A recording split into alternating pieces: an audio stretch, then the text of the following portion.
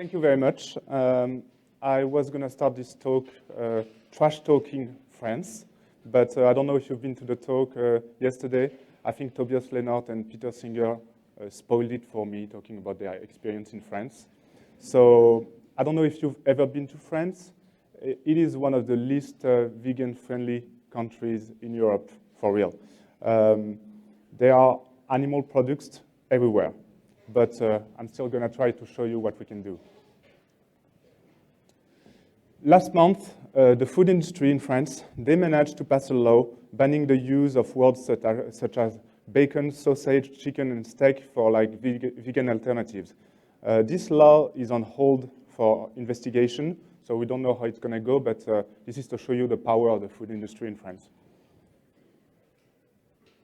The animal exploitation in France is huge. So here are a few examples of corporations, French corporations.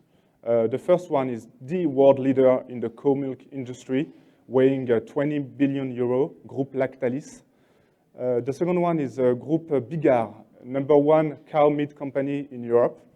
The third one, LDC. LDC, you're going to hear me talk about it much more. It's one of the leading chicken broiler companies in Europe. Difficult to say if it's the #1, #2, #3. And finally, Avril Group, Groupe Avril, one of Europe's leading egg producers. Well, until they sold their egg production activities last year, actually. So I wanted to show you first some of the victories for these billions of animals raised and slaughtered by the food industry. In 2019, after nearly 1 year campaigning, the Groupe Avril committed to end cages for hens. They committed after we exposed their animal experimentation facilities. Sorry for the image. They dig a hole in the stomach of living cows to study the digestion of their feed. It was part of their feed company, and so they would just open the stomach of the cow and put feed in there and study how they would digest it, just like a machine. These porthole cows, they got news coverage all over France and abroad. I've read some news article all the way to Brazil.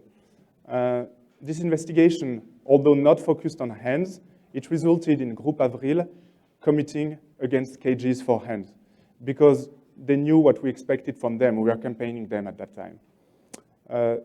So later on, last year in 2021, they sold their egg business altogether and announced they would focus on developing plant transformation for agriculture, including animal feed, plant transformation for fuel, and for plant-based food. You might think that this is just a company's communication about the cages and all, but numbers shows that the face of agriculture is changing. This is numbers in France in 2016 and in 2020. Today, most of the companies in France, they are committed to go cage-free by 2025. And they report their progress to us. That's almost 200 companies in France altogether. Some companies went further and they developed vegan products following dialogue with L214.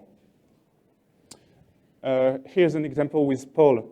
This famous bakery brand, they made a vegan sandwich that was initially temporary, and then it became permanent, and they added a vegan chocolate mousse following a campaign and then dialogue with another team from L214.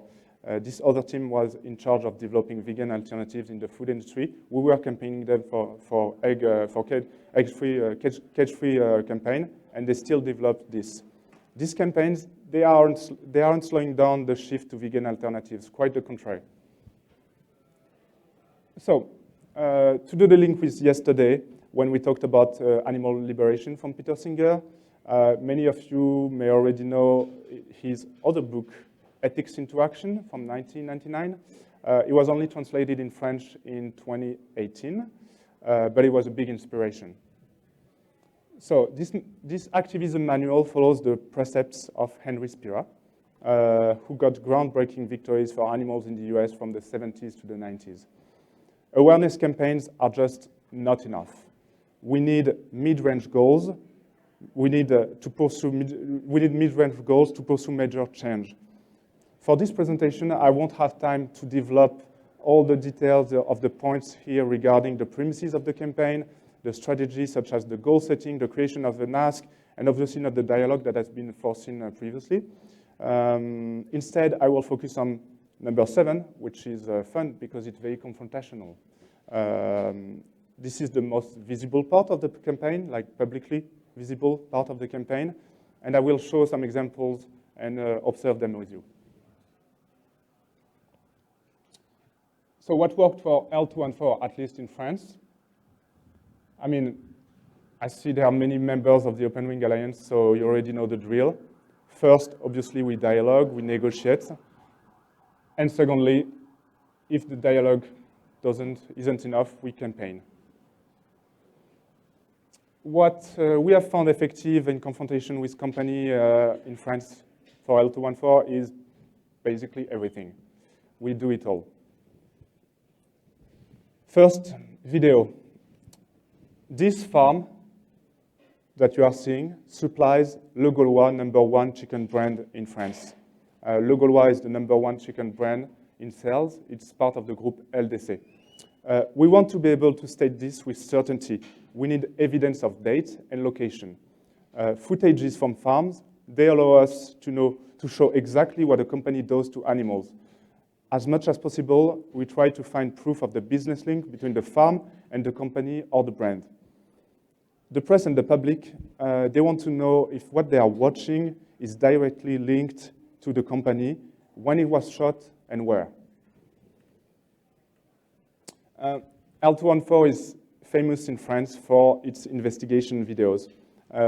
Since 2008, we've shown 100 investigations in farms, transports, and slaughterhouses. These videos, they are calling to make a change both collectively and individually. We don't compromise. In these videos, in our private dialogue with companies, we never imply there might be such a way that is acceptable for exploiting animals. We never say this, we never imply this. I want to be very clear about this. We don't compromise about our goals. We say what we want. We want the end of animal exploitation, and we never say otherwise, okay? To many, this is still perceived as something extreme, but we believe that the public has the right to know, and we believe that we need to pursue this important goal. First, there are such a few laws protecting animals that we have to defend them in courts when we can. Our investigation videos, they are used, the evidence is used to sue the farms and the farmers who are committing crimes against animals. But not only this kind of legal suits that you can imagine. Let me tell you about this other example. It was earlier this year. We have filed a complaint against #1 chicken meat brand Le Gaulois that I told you about earlier for misleading marketing. We revealed a new investigation in one of their farms. And in addition to the horror of what animals endure in this farm, and as in any other broiler farm, we revealed that they use GMO soy as part of their feed. The problem is, in their marketing, they say that sans OGM, that means GMO, they stated it was GMO-free, their chicken. So only 1 week after our investigation, all of their packaging labels and websites, they were changed to remove the GMO-free statement. And to change it, I didn't change the slide, that's it. They removed the GMO-free and they changed it to antibiotics-free. So this is probably going to take a year, at least, also for the law to investigate this. But this is already a huge victory against this giant. Next. At some point, we need to get out there and protest in front of restaurants, or in front of supermarkets, or companies' headquarters. This is confrontational. We don't show happy free-range chicken. We don't ask for free-range. We protest against confinements, against intensive farming.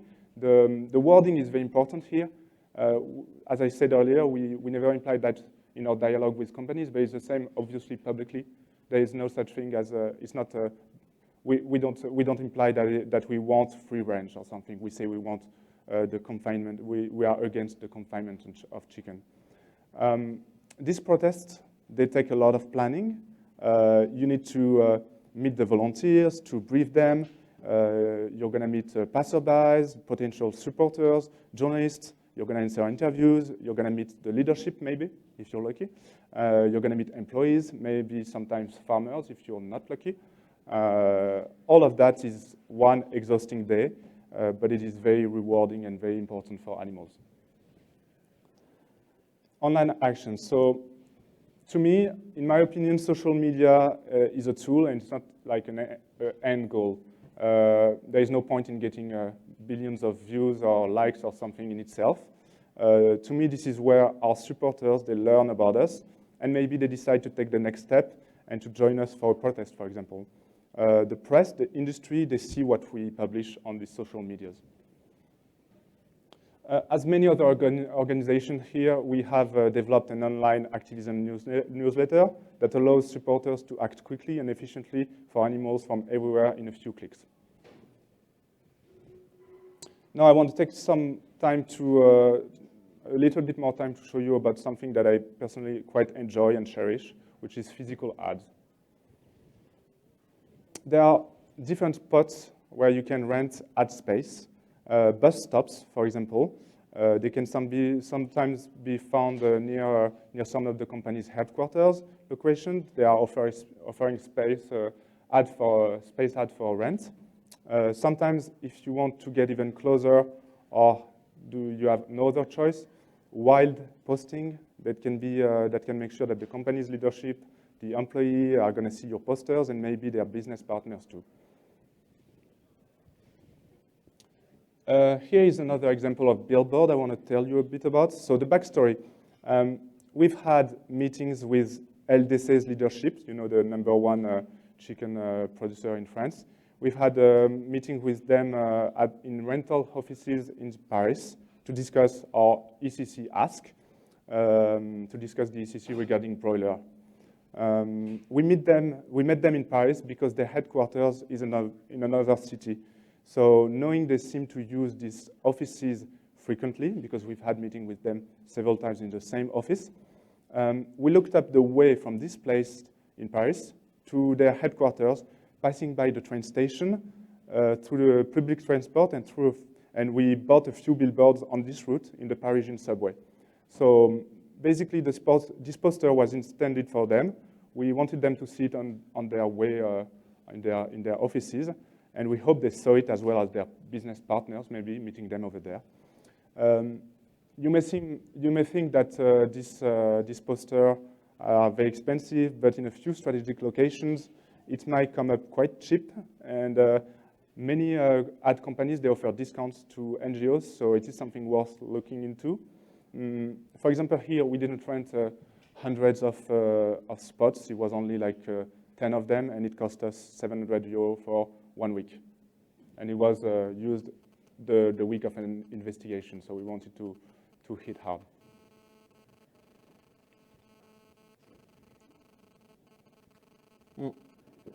So this new poster, sorry it's in French, but I'm going to translate it for you, no worries. Remember Groupe Avril, the #1 in eggs? So their headquarters, it is around Rennes in Brittany. In 2019, during the campaign, we decided to cover the city surroundings with billboards. We wanted them everywhere. This was the first poster that we intended to expose to expose them. It says something like, hello Groupe Avril.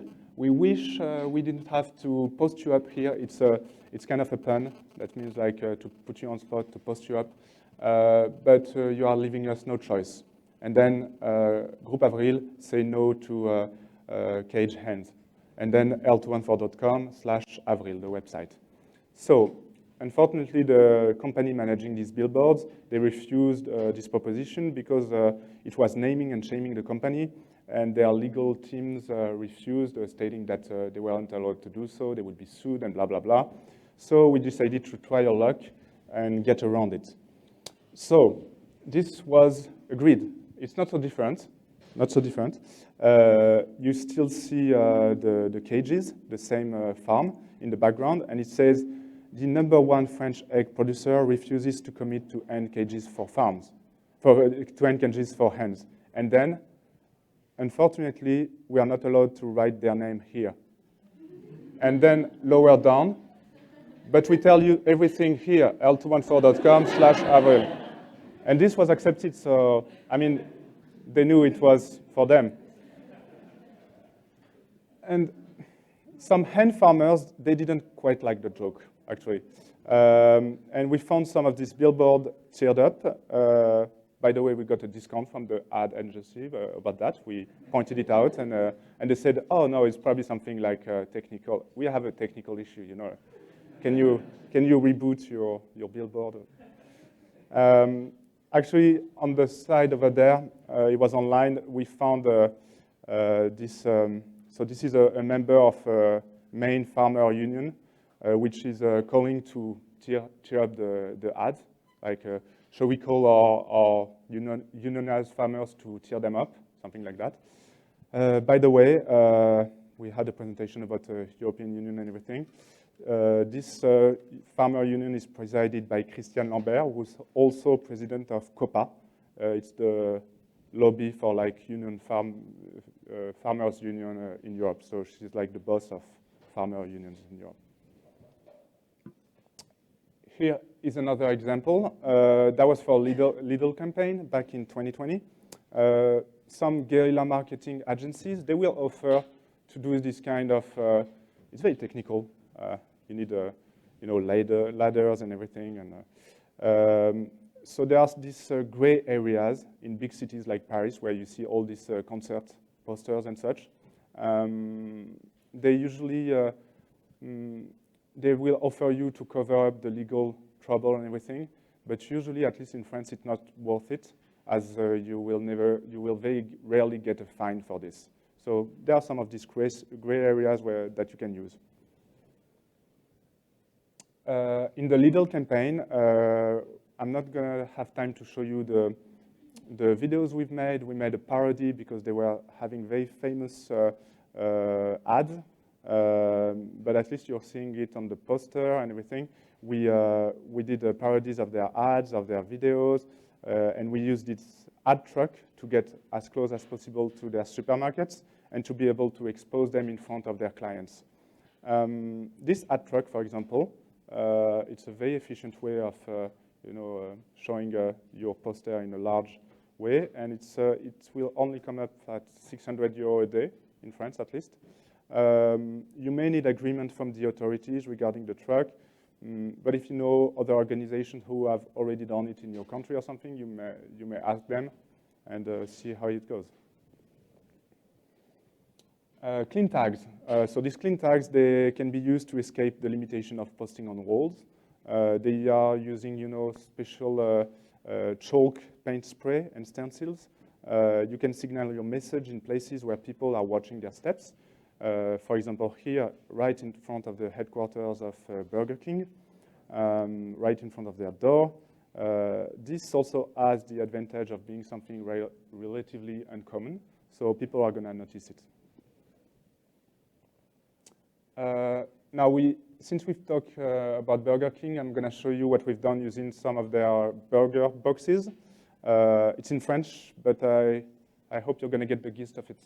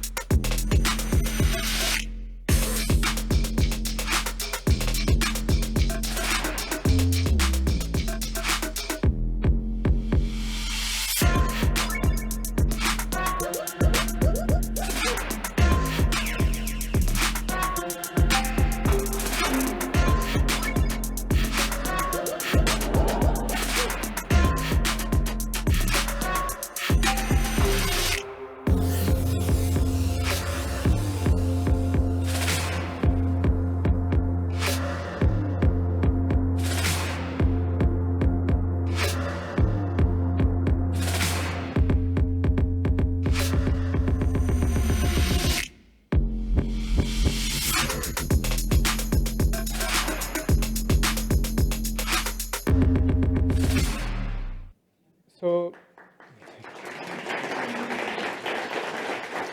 no, stop. No. Oh, okay. Okay, back. Yeah. Have you ever heard of this marketing stand from Burger King, the Burger Mister? Do they do that in your countries? No? Like it's, they offer like a €2 burger, but you don't know which one it's going to be. So we hacked it, as you can see, with a deliverer and everything. You've probably also seen like when they open up restaurants, they do big billboards and with you know, like QR codes and everything, and they like to use tweets, fun tweets saying like, hey, when are you gonna open a restaurant? And they say like, hey, we did it, whatever username. And so the QR code obviously here was going through our campaign website. So the point here with Burger King was using what they are very strong with, you know, all this social media stuff. We wanted to help them where they are the best. So far, they haven't committed to the ECC, to the European Chicken Commitment, but we are still pushing. I'm going to talk to you again about the Le Gaulois, which we are still campaigning, #1 chicken brand in France. We know food companies, executives, they are interested in a certain business press, so why not buy ad in one of those? Forbes, for example. We recently got an interview, a paid interview in Forbes, to talk about our ECC broiler campaign, and to point out actually the main campaign, the Le Gaulois campaign that we are pursuing. The point is that we hope the executive, their business partners, their friends are going to read it. We like to be everywhere they don't expect us. Finally, our latest stunt. I'm going to have to switch. That's it. This one is in English.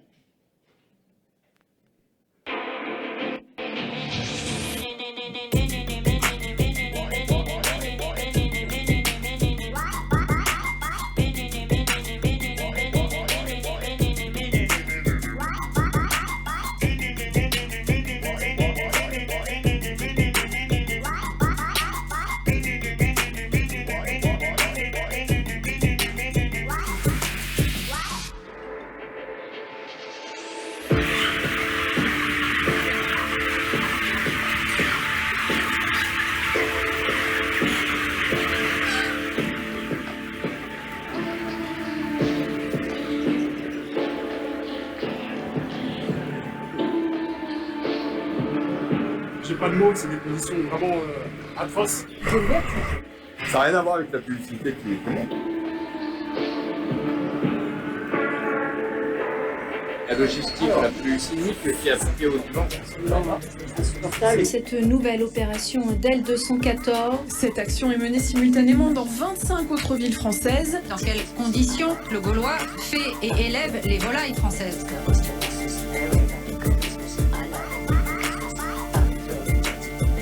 Dénoncer les conditions d'élevage absolument horribles. Enfin là, y a pas vous n'avez pas l'odeur à la vidéo, mais vraiment c'est détestable. Truc 214.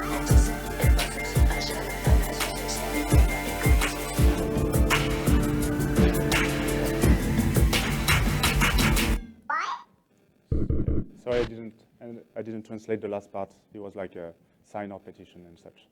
So you're probably not familiar with the faces, the member of parliaments. Most of them, they were newly elected. I'm going to go back to this. No, that's it, yeah. Yeah, most of them, they are newly elected, but there was still Julien Bayou, the secretary of the Ecological Party, the one doing his video with his own phone. So that was one of our goals. We wanted to have their attention. We wanted to have them speak for animals on their social medias. The law and everything, what they are going to be able to pass in the next 5 years or so, that's another story. But at least they use their voice, and that's what we wanted to stress out, to really push and everything. So we rented this truck. We branded it with stickers, looking like a real marketing stunt from Le Gaulois. Actually, many people, they thought it was a real Le Gaulois marketing stunt to promote chicken brand. And we furnished it inside with a genuine litter filled with feces and urine. We got a few days before, like we got it in front of a Le Gaulois farm, actually. It was just standing there. We bought it in one of their farms. And we got real bird plate feeders. We dimmed the light just like in a farm. It was just the birds missing, obviously. There was no way we were going to bring any dead or alive birds in there. But we had the video and the sound to make it a very immersive experience. It's not quite the same kind of exchange, the kind of same discussion that you are having in an office, in the street, or when you are like sitting on a genuine litter from chickens. As the guy said, the elected official, like there is a smell. You don't see it on video, but I had never seen politicians so much listening to us. So that was very successful in that part. We had journalists also. They covered the thing, and I'm going to show you this. You may have seen it passing by. So actually, this it's a little focus on the leaflet that we developed. It was the size of a paper letter, you know, the surface that the chicken have in the farm. This leaflet, it ended up being shown by this journalist, and we have no idea how she got it, by the way, still to this day. Maybe she passed by. It was in the center of Paris. So, but now we're thinking like maybe we're going to mail her our leaflet if she starts just pushing it in the front of the camera like this. In this TV interview, she showed the leaflet to the face of the marketing director for Lidl France. Actually, she was talking with. She said the birds farm from LDC, which Lidl work with, they only have this much space to live on, and she asked him whether he was going to pursue his business partnership with LDC Group. So we never expected to have this kind of exchange, which is pretty cool.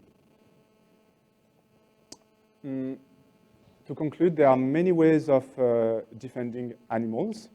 Dialoguing and sometimes stepping up against big corporations, it can be something very empowering.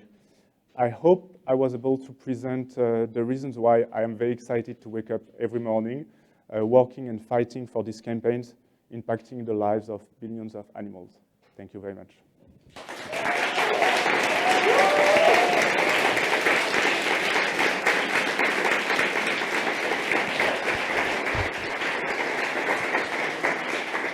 Thank you, Léo.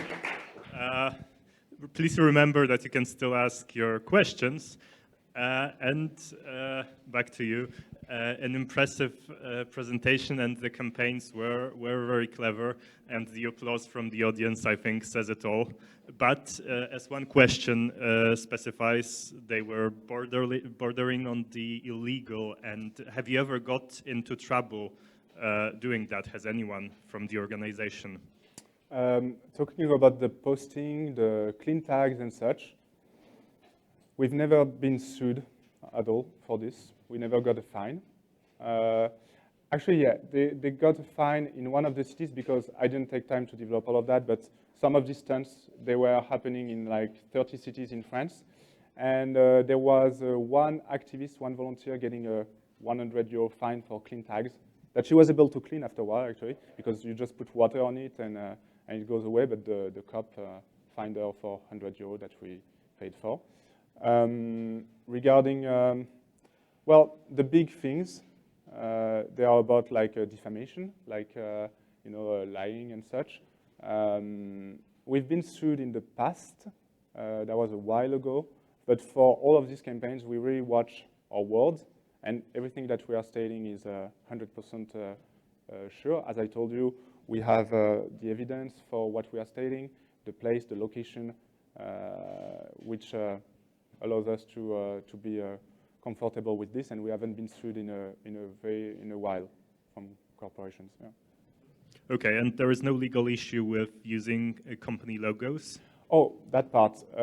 Actually, we use the logo and we turn it up. We hack it, as you. I mean, actually, passerbys they don't notice it sometimes, but it's like bloody logos, and we put like a chicken leg or something on it.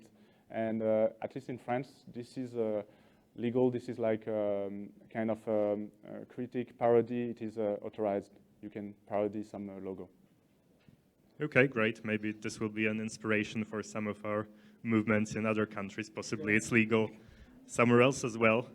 Another question asks, what do you think about Burger King's plant-based chicken nuggets and burger? Do you think it's a step forward or a way of covering up their tracks?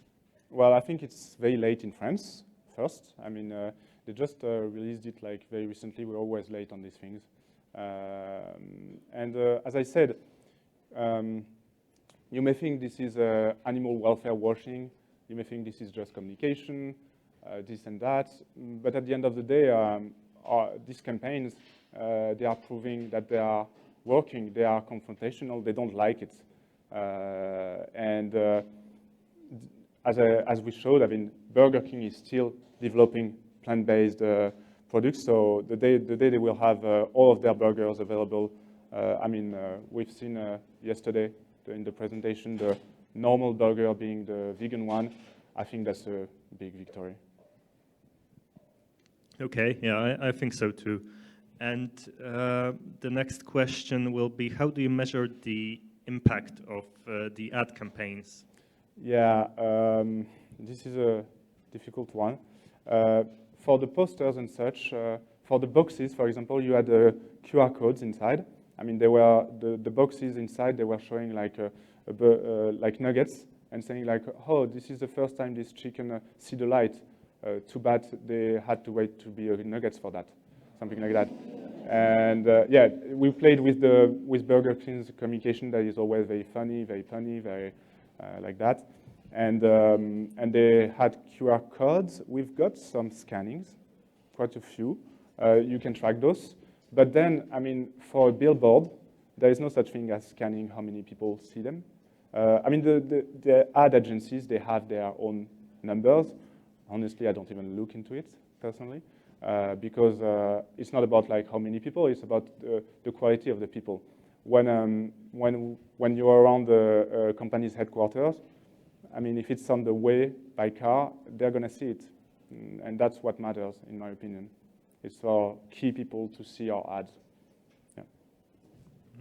Okay.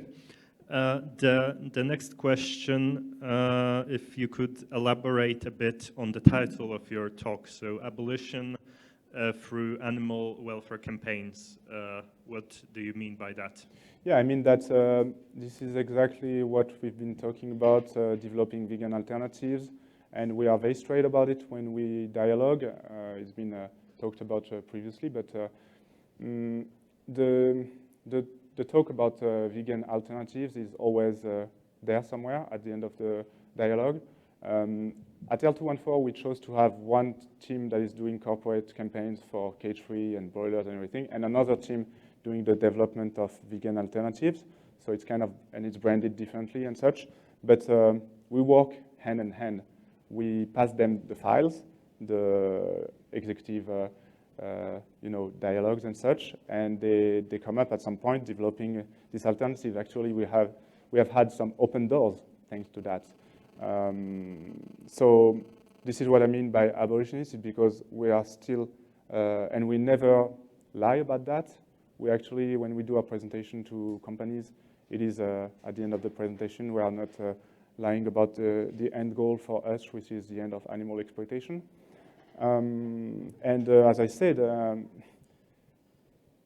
maybe it's not obvious, I didn't want to go too much into the detail of the strategy, but basically asking for a restaurant like Burger King, I mean, maybe today to go full vegan is probably nothing that we are going to be able to get.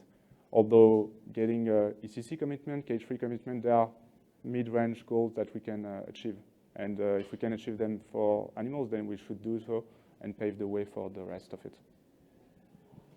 Okay, so that's basically focusing on like negative stuff, so banning things rather than specifying the exact goal, because I see that you don't like always, or rather you avoid saying that you're going for total like liberation with these companies, with these campaigns. Rather, you're you're specifying that you want to ban, for instance, those poor conditions in chicken farming, for instance. Yeah, and I was thinking about the point of view of our supporters, who are also expecting the end of animal exploitation. They understand the strategy. We brief them, we train them, and they know that these are some opportunities to speak up for animals, to be strong, to be firm, and the people, and it reaches people who are not in the animal rights movement. They see this creative stuff, they laugh about it. Maybe they don't change their behavior right away, but it's another seed planted, and then when it's going to be all when they're going to have plant-based alternatives at Burger King, maybe they will choose that instead of the other one. Okay. A few of the next questions could be merged into one. So it would be about your process in these campaigns. How many people are involved, and also like how does it work exactly? Like creating those campaigns, the brainstorming, I guess, and the whole process of developing. At L214, it's a team of we have 3 corporate specialists meeting with companies, and we have 4 campaigners now, thinking about these campaigns, developing them. We have an in-house creative team. We have an in-house social media team, in-house press team. But our team is very much self-sufficient in a way. We tailor and we design the whole strategy, which allows us to be aware of all the intrication, all the what's the word, the mechanics between, like press release at that day and such. It's much easier to handle it when it's one team of campaigners who are thinking about it all. We consult them, the one team, the teams that are in charge of the press release and such, and yeah, that's pretty much it. And the strategy, the brainstorming and such. I don't know when people talk about brainstorming, it can be anything.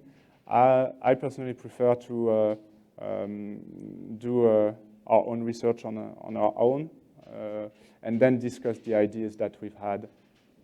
Yeah.